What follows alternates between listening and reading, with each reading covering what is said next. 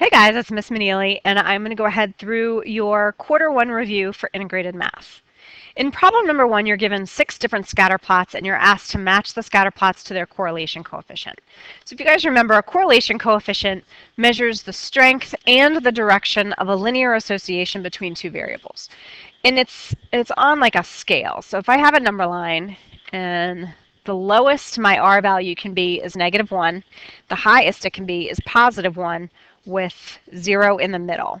So basically, having a correlation coefficient of 1, that is the strongest possible linear association that is positive. And if I have a -1, that is going to be the strongest linear association that is negative. If I have a correlation of 0, then there is absolutely no association between the variables. I can't tell the direction. I can't tell if it's linear or not. There's no association between the variables. So what that looks like in terms of a scatter plot, if I have an R value that is a +1, I'm going to see a perfectly, sorry, that doesn't look perfectly linear. I'm going to have a perfectly linear association between my variables. If I have a -1 as my correlation, I'm going to have a negative association that is, again, perfectly linear. One line will connect all of those points. If there's no association between the variable, then I'm going to see basically a scatter plot where I can't tell which direction the points are going. I can't tell which way to draw a line. A line would not be an appropriate model for the data. And then there are different degrees of strength and weaknesses. So for example, a correlation that's between 0 and 1 is going to look like a scatter of points that is positive, but not very strong. A correlation coefficient between 0 and -1 is going to look like a scatter of points that can be modeled by a linear trend where the slope of the line would be negative. So that's sort of the continuum that we're looking at for our correlation coefficient R. So if I'm looking at the scatter plots, if you look at the R values, actually, I can see that they're in order from least to greatest.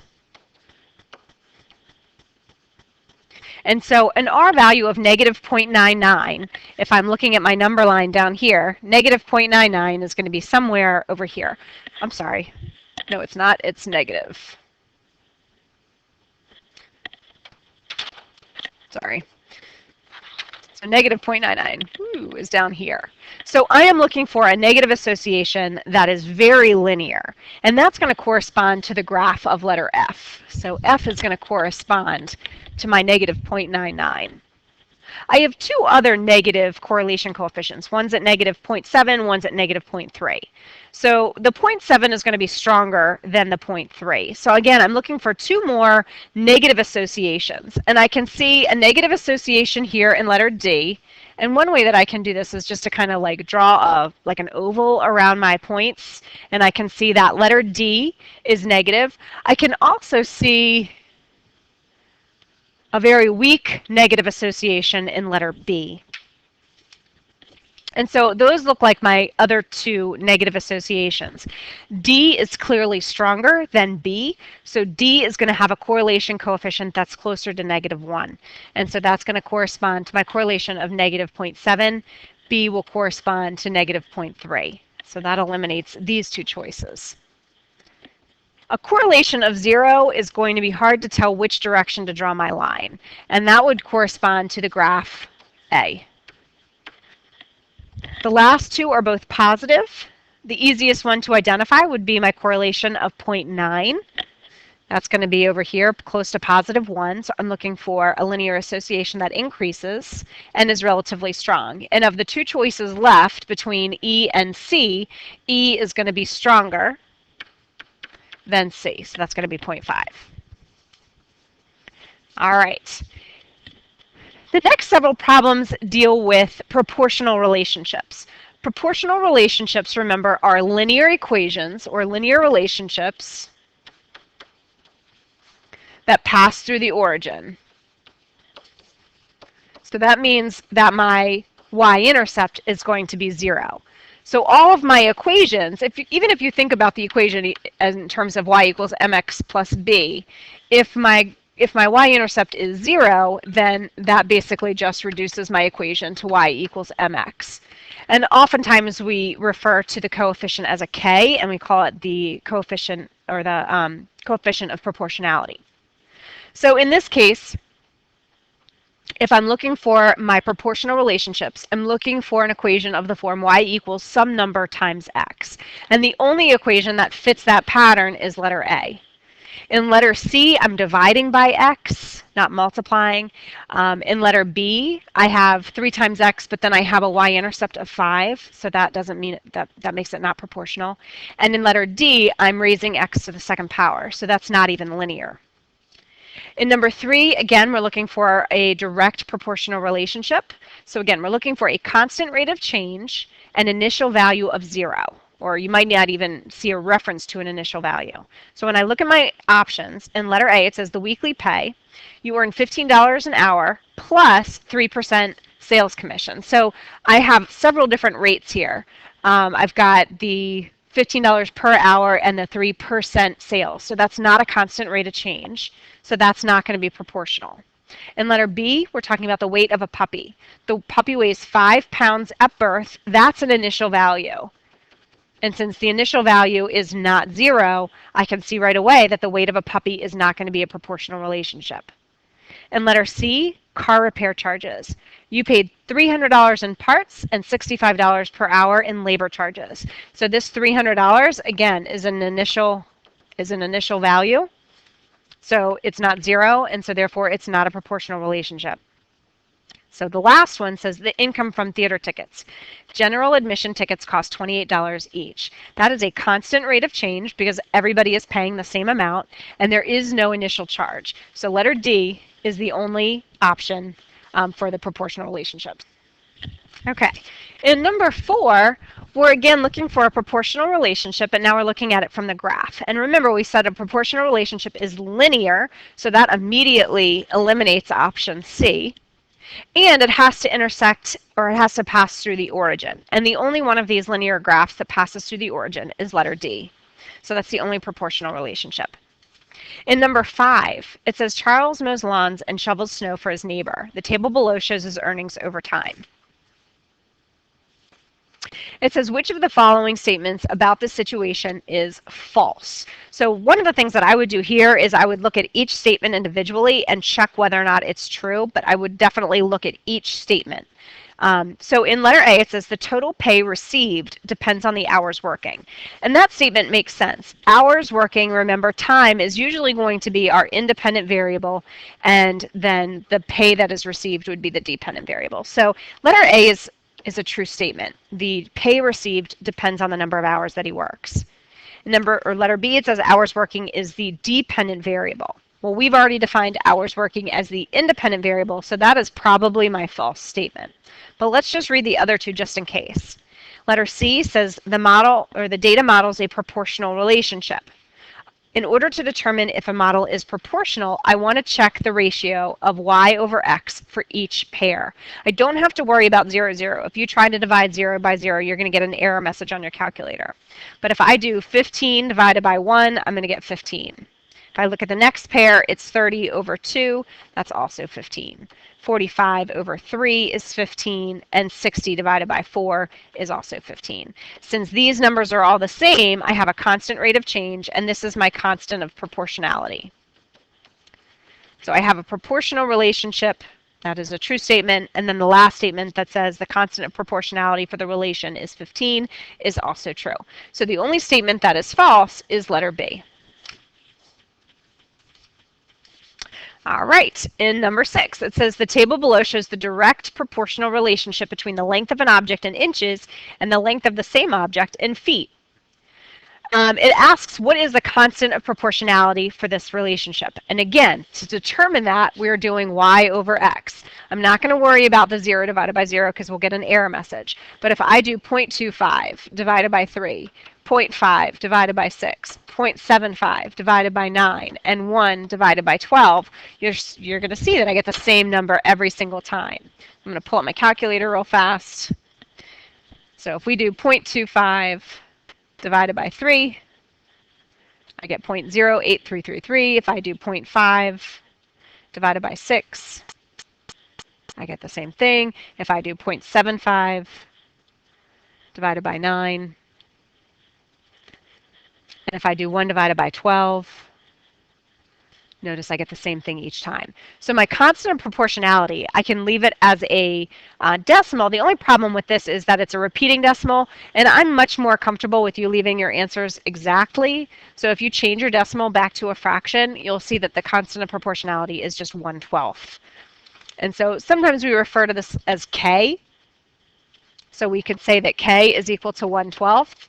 But if you said 0.083 repeating, that is fine as well. Either one is fine. And then it says to write the equation to model the relationship between the length of an object in inches versus feet. Remember, we're just looking for a proportional relationship that y is equal to some number times x. Well, the number that we're going to be using is obviously going to be our constant of proportionality of 1/12 times x.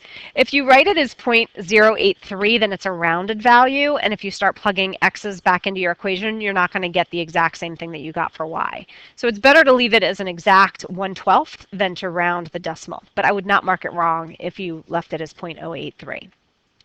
All right, and number 7, now we're looking at non-proportional linear relationships. So on your cheat sheet, this would be the back side of it. So from this point on, we're looking at non-proportional linear relationships. So we still have a constant rate of change, except in these problems, my y-intercept is not 0. So if you're given a graph and you're asked to find the slope, the first thing you want to do is pick 2 points on the graph that are very easy to identify. So for example, I can see that my y-intercept is -2. That's where the line crosses the y-axis. That's 1 point that's obvious, and it actually enables me to answer the second bullet. My y-intercept, which is considered b, is -2. And if I pick another point on my graph, it doesn't matter where, but I do want to make sure that it's easy for me to identify the coordinates. So I want it to be like on that grid. Now all I have to do is figure out my rise and my run. Pay attention to the scale on the axis. In this case, everything's cool because I'm counting by ones. But my rise is a +3, and my run is a +2. Just remember that for slope, it's rise over run. I'm still finding some of you getting it upside down. So make sure that the y's go on top of the x's. It's different from when you're plotting points. When you plot points, x comes first. But when you're dealing with slope, y comes first. So now that I know my slope and my y-intercept, remember the equation of the line in slope-intercept form is mx plus b. So now I'm just going to plug in what I know. My slope I found was 3/2 x plus my b value is a -2. Or you can simply write it as y equals 3/2 x minus 2. Both of those are correct.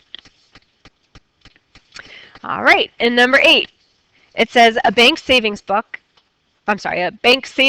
book keeps track of the amount of money in the account at the end of each month. Account balances are recorded in the table below. If the money continues to be deposited into the account each month at the same rate, how many months will it take for this account to reach an account balance of $5,000? So there are several different ways that you can approach this problem. One thing you might notice is that each month the balance is increasing by $250. That is my change in y. If you want, you can just continue adding $250 until you get to $5,000, but it might take a while. A better thing, or a better approach, would be to find the equation to model the situation. So if I know that the change in y is $250, I can see that the change in x is 1. So the slope of my line that's going to model this relationship would be the change in y over the change in x, which is 250 divided by 1, or simply 250. And that corresponds to the $250 a month deposit. I also have to figure out my y-intercept. The y-intercept is going to occur whenever x is 0. And so in this case, my y-intercept is also 250. So an equation to model the balance would be 250x plus 250. If I'm interested in learning when the balance reaches 5,000, I've got to figure out where to put the 5,000. Is the 5,000 an x value or a y value? Well, number of months is going to be my independent variable, so that's going to be x, and the account balance is going to be y. So that 5,000 is going to be a y value. And so what I'm going to do is I'm going to plug the $5,000 into my equation, and I'm going to solve it.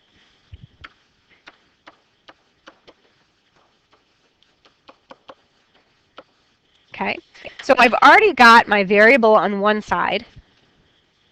I've got my variable over on the right. So I'm going to want to move all my numbers to the left-hand side. So I'm going to subtract 250 from both sides.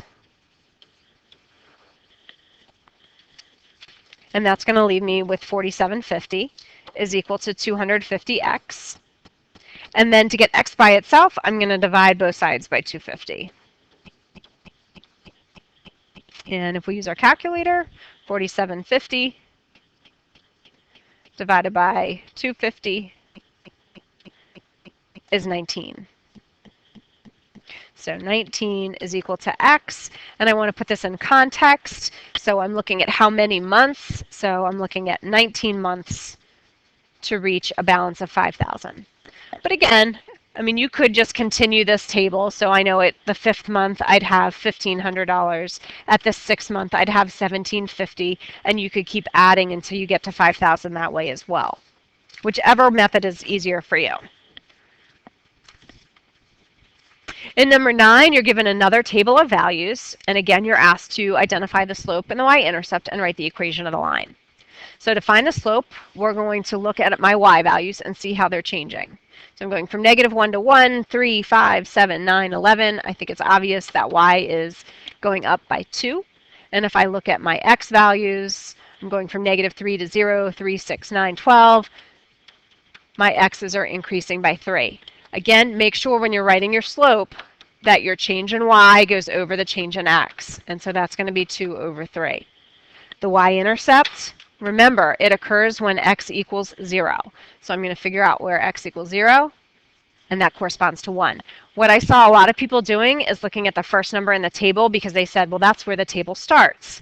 Well, that may be true, but when we're talking about a function, x equals 0 is really what we're considering the initial value or the starting value. And so you always want to find x equals 0. That means my y-intercept is going to be a positive 1. And when I put everything together, y equals mx plus b, I get y is equal to 2/3 x plus 1. Okay. In number 10, this is where you're going to have to do a little bit of math. You're given 2 points, and you have to compute the slope. So in this case, we have to use our formula for slope, where we have y2 minus y1 over x2 minus x1. Remember, it's always the change in y over the change in x. But when you're looking at the point, you have to remember that x comes before y. And some of you are getting those two things confused. So in an ordered pair, x comes first, but with the slope, y comes first. So now when I complete the formula, if I've labeled this as my point 2, I'm going to start with -1, and I want to subtract 4. In the denominator, I'm going to do 4 minus, and make sure I include the -6. So sometimes people think that because that 6 is negative, that the denominator is just going to be 4 minus 6. It's always 4 minus, or x2 minus x1, so make sure you're subtracting. On the calculator, you can do this all in one step. I'm just going to put the numerator in parentheses, -1 minus 4. For some reason, it's not letting me press. And then I'm going to divide by, again, in parentheses, 4 minus -6. And I'm going to close my parentheses. And I get -0.5. And you can leave it as -0.5, or you can change it back to a fraction by going to Math and choosing the very first option, and that'll change it to a fraction for you. It does not matter to me. These numbers are the same thing, so it doesn't matter to me how you write it. When it comes to finding the y-intercept, though, you're going to have to do some more math. So right now, we know that our slope is equal to -1/2. And in order to find the y-intercept, which is b, just think about our formula, y equals mx plus b. If I'm trying to find my b value, I need to know an x and a y value. And it doesn't matter which point I choose. So I'm going to go ahead and choose the very first ordered pair and let x equal -6 and y equal 4. Be very careful when you plug these numbers in that you're plugging them into the correct spot. So when I look at my equation where I've got y, I'm going to replace that with a 4. My m, I'm replacing with a -1/2.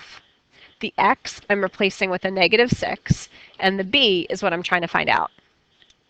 So when I solve this, I'm going to go ahead and deal with this multiplication. -1/2 times -6. I'm essentially taking half of 6, which is going to be 3. Since I'm multiplying two negatives, I know my answer is going to be positive. So I have 4 is equal to 3 plus b. So to solve for b, I'm going to subtract 3 from both sides, and I get that 1 is equal to b. So that is going to be my y-intercept. When I write the equation in slope-intercept form, again, it's y equals mx plus b. I'm going to keep the x and the y now because I want to relate all of the points on the line. The only numbers I'm going to replace are the m and the b. And we said m is -1/2 and b is +1. Okay. In number 11, we're looking at solving equations. So remember, there's only really 3 steps. We want to simplify both sides of the equation. We want to use addition and subtraction, inverse operations, to gather all the x's on one side and the numbers on the other. And then we use multiplication and division as our last step to solve for the variable. So in the first bullet, to simplify the left-hand side of the equation, I need to distribute. So -3 times x is going to give me -3x. I also need to make sure that I distribute the -3 to a +2, which gives me a -6. And that's going to equal 9. So now I have a two-step equation. If you feel more comfortable drawing the line down the equal sign, you certainly can do that. The first thing I want to do is undo the addition and subtraction. So I'm going to add 6 to both sides so that all my numbers are together. And that leaves me with -3x is equal to 15. And maybe I should refer to them as constants because they don't have a variable next to them. The last thing will be now to get x by itself by dividing both sides by -3. And that leaves me with x is equal to -5. In the second bullet, there's nothing for me to simplify. I can't add the 3x and the 5. I can't add or subtract 4 from 12x. So my next step would be to gather my x's on one side and my numbers on the other. I'm going to go ahead and just gather my x's on the left, which means I want to subtract 12x from both sides. And so that leaves me with a -9x plus 5 is equal to -4. Now I want to move my numbers so they're on the right. And I'll do that by subtracting 5. So I have -9x is equal to -9. And to get x by itself, I will divide both sides by -9, and I get that x is equal to 1. In the last bullet, I do need to simplify. So I've got 1/2 times the quantity 12x minus 8, so I need to distribute. Half of 12x is going to leave me with 6x. Half of -8 is going to leave me with -4, and then I still have a +3, and that's equal to 9 plus x. I can't really do anything with that. I want to continue simplifying. Since I have two numbers on the left-hand side, I want to go ahead and combine them. So that leaves me with 6x minus 1. -4 plus 3 is -1, and that's equal to 9 plus x. Now I'm sort of back to where I was in the second bullet. I've got x's and numbers on both sides of the equation, so I want to pull all my x's to one side and my numbers to the other, or my constants to the other. I'm going to do that by subtracting x from both sides, and that way all my x's are on the left. So I have 5x, I'm going to bring down the -1, and that's going to equal 9. The x's on the right cancel. Now I'm going to go ahead and move the 1 to the other side by adding it, and I have that 5x is equal to 10. And finally, as my last step, I'm going to divide both sides by 5, and I get that x is equal to 2.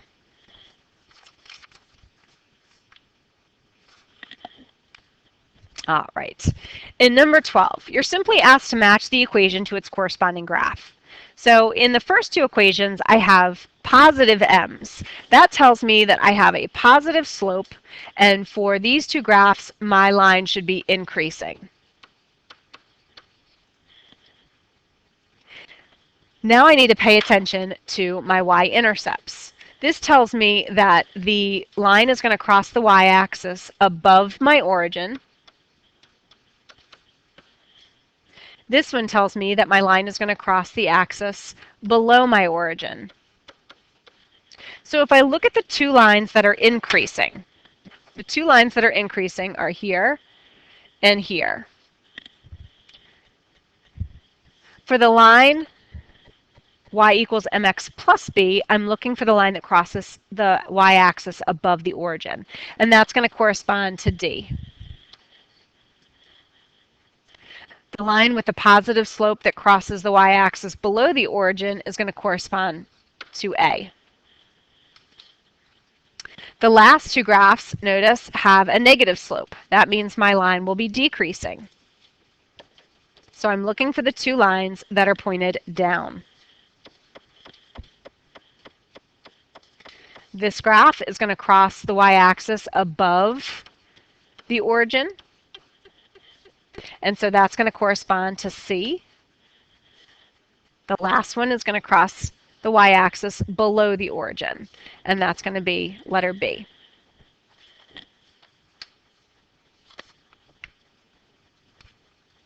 In number 13, it says Brandon determined that the relationship between the weight of a motorcycle and its gas mileage could be modeled by the function y equals 0.13x minus 38.6, where x is the weight of the motorcycle in pounds and y is the number of miles the motorcycle can be driven per gallon of gas. Using this model, determine how many miles per gallon a 380-pound motorcycle should get. So since I'm given the weight of the motorcycle, that's going to be an x value. So I'm going to let x equal 380. And I'm going to plug it into my equation and solve for y. So y is going to equal 0.13 times 380 minus 38.6. And if I pull out my calculator, I'm just going to type it in. Oops.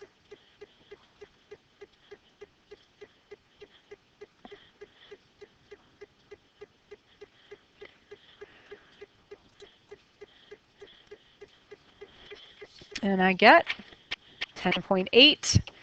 And I do want to make sure that I'm using appropriate units, and that's going to be miles per gallon. Almost done. In number 14, it says the winning time for the Tortoise County Turtle Race from 1999 to 2003 are shown in the table below. You're asked, what is the y-intercept of the linear function that models the data in the table? Now, one thing you might notice, and this is a typo, there is not a constant rate of change. So if I go from 32 to 31, that's a difference of one value. But if I go from 31 to 29, that's a difference of 2. And then we go back to a difference of 1 and a difference of 2. So I don't have a constant rate of change here. But I still can determine the y-intercept by looking to see where my graph crosses the y-axis. I'm sorry, we're not given the graph, where x is equal to 0. And so that means that my y-intercept is 32. And in the context of this problem, it means that the winning time when x is 0, that's going to actually correspond to the year 1999. So the winning time in 1999 is 32 minutes. All right. Number 15. It says Miss Mealy wants to know how many calories she can burn while walking her dog. The number of calories burned depends on the length of time she walks. So this is giving me the independent and the dependent variable based on this statement right here. So that helps me answer the first bullet. The table below shows the number of calories Miss Mealy burns while walking. So that means my independent, and I didn't notice there's a typo there, my independent variable would be the length of time walking.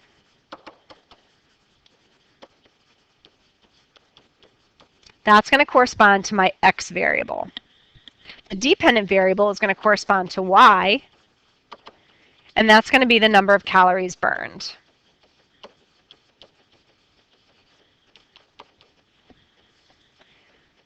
It asks for the slope of the linear model, and it asks you to interpret the slope in the context of the situation. So again, slope, that's going to be my m, is going to be the change in the y over change in x. So we said this is X, calories burned is Y. Let's go ahead and find the change in Y. If I'm going from 10 to 85, that's going to be a difference of 75. And you can double check. Basically, when you're calculating the rate of change, you want to subtract. 85 minus 10 gives me 75. If I want to make sure that it's constant, I would then do 160 minus 85. That's also 75. 235 minus 160 is going to give me 75. And it would be so forth. Like it's going to be the same for each step. On the X side, I'm going from 0 to 10, 20, 30, 40, 50. I think it's pretty obvious that the change in X is 10. So the change in Y is 75. The change in X is 10. So when I write this as a ratio, I want to make sure I put the 75 on top. And if you divide 75 by 10, you get 7.5. So when you're asked to interpret this in context, think about your units. I want to put the Y units on top. This is going to be 75 calories per hour. And that's going to be what I'm burning.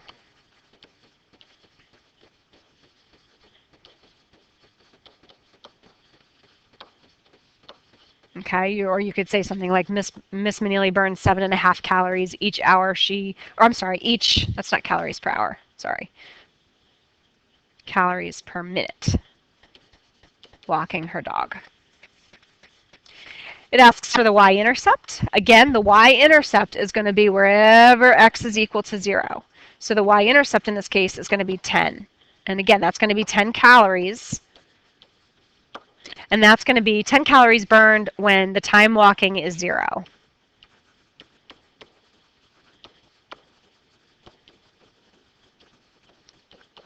So before I even take my dog on a walk, I'm burning 10 calories just standing there.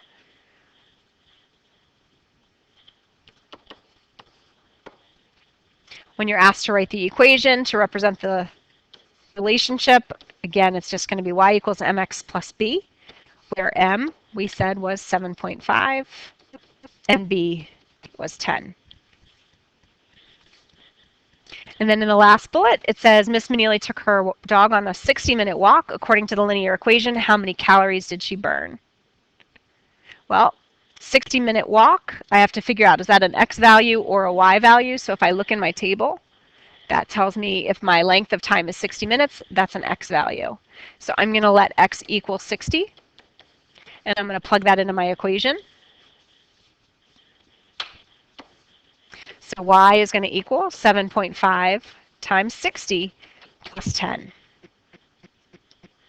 So if we get to the calculator, if it'll come up, there we go. 7.5 times 60 plus 10. And we get 460 calories. I doubt I burn that much when I walk her, but there's always hope. All right, last problem. At the circus, adult tickets cost $12 each and children's tickets cost $8 each. One day, the ticket sales totaled $1,800. We're going to let X represent the number of adult tickets. So adult tickets are going to be X, and Y represents the number of children's tickets.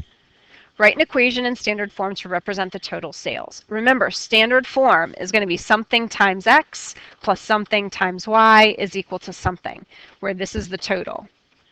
We've already said that X corresponds to the adults and Y corresponds to the children. So let's just relate the information in the problem now. Adult tickets cost $12, so that's going to be 12X. Kids tickets are $8, and the total is $1,800. So that gives us our equation. If I want to determine the X-intercept, I'm essentially letting Y equal 0. And if I let Y equal 0, I'm essentially covering up that part of the equation, and I'm left with 12X is equal to 1,800. If you divide both sides by 12, 1,800 divided by 12 is 150. So that tells me that X is 150, and that would be adult tickets. When it asks what this means in context, I'm basically saying that if 0 children's tickets are sold,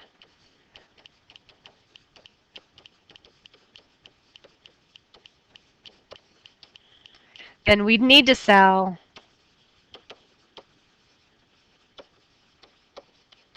150 adult tickets to reach our goal. And that would be $1,800. To figure out the y-intercept, I'm going to go ahead and let x equal 0. And that means that 8y is equal to 1,800. So to solve for y, I'm going to divide both sides by 8. So 1,800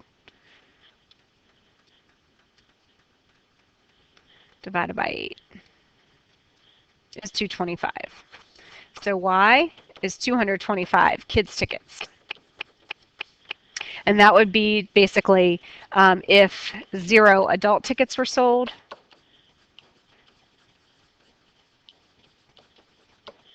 then 225 kids' tickets would need to be sold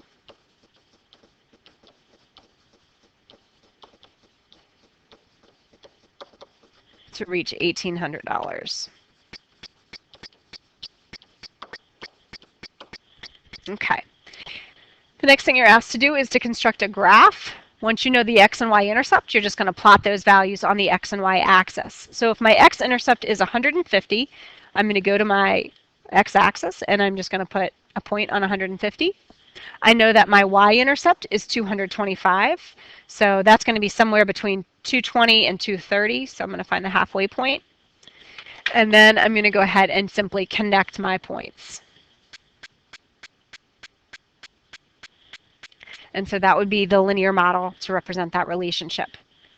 So any point along that line is going to be a combination of ticket sales that are going to enable me to reach $1,800. So for example, if I sold 60 adult tickets, I would need to sell probably 135 children's tickets to meet my goal. So in the last bullet, it says, suppose there were 150 children's tickets sold. How many adult tickets were sold in order for the total sales to remain 1,800? So I could try to do this graphically. Sometimes when we draw our graphs, we don't draw them exactly. But if I look for 150 children's tickets, I can see that the number of adults tickets is probably going to be 50. But let's check this mathematically. So if I'm letting children's tickets equal 150, remember children's tickets correspond to y. So I'm letting y equal 150. And so my original equation was 12x plus 8y equals 1,800.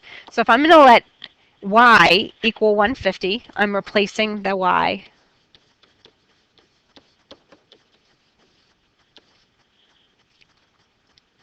And if I use my calculator, so 8 times 150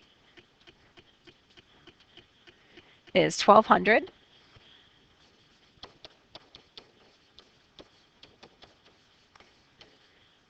And if I'm solving for x, the next thing I want to do is subtract the 1,200 from both sides. And I get 12x is equal to 600.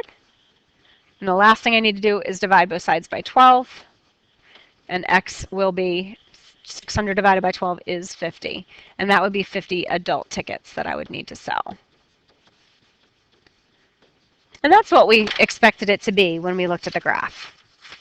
But this way we've done it algebraically so we know it's true. All right, if you have any questions, obviously come prepared to class with those questions so I can answer them before we take our assessment. Good luck to everybody. I hope this video was helpful.